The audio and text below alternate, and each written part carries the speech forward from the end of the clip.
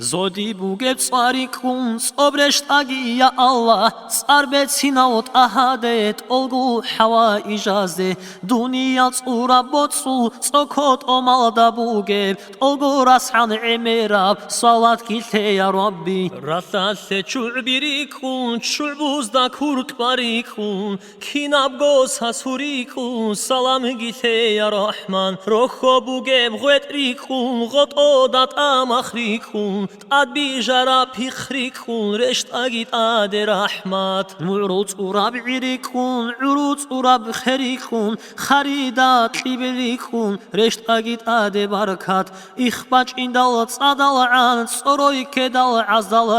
adad hasru talare hasul tagi daraja Borjol uneb hinçrikun, hançida kurutlarikun, kurtbazda hulirikun, huliyalda rasrikun, ratlalda bijanşina, borjol uneb ruhrikun, rasulgun ahlu yalda, Allah tegidur salam. Antala gozo balts ural, malaik zabirikun, malaik zabad habuleb, da imab tasbihrikun, tasbih hazul khiriyab, subhanallah girikun, rasulgun ahlu yalda, Allah tegidur salam. Aljanrikun tsarikun, ser'adin ta'amrikun, tuba abu rabgot o, togo artel karikun, raktal jadul urikun, urul qatabirikun, rasulgun ahlu yalda, Allah tegidur salam. Hurul inaldan diqqan, burak algor teraçun, gozrar asana bazu, sardalgin qoyarikun, qoyal sardaz da janir, sa'tal minu tarikun, rasulgun ahlu yalda, Allah tegidur salam.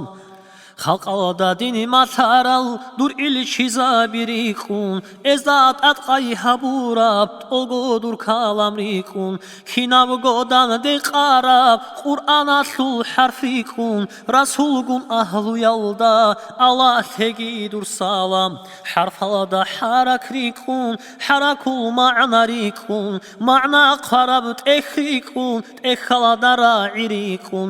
akhaldan de harural hal ulama arikun rasulgun ahlu yalda Allah tegidur salam Ulama az aharab Allah durgu tsarikun Qaldisa ruh ine'an esarabhu kherikun Het turabal datrikun Baqarab galirikun Rasulgun ahlu yalda Allah tegidur salam Doz qaralt akhats alun Tokşarav alimikun Alimas obit araut Ogo jahilavrikun Herkinazi go qaral Duruda daraja birikun Rasulgun ahlu yalda Allah tegidur salam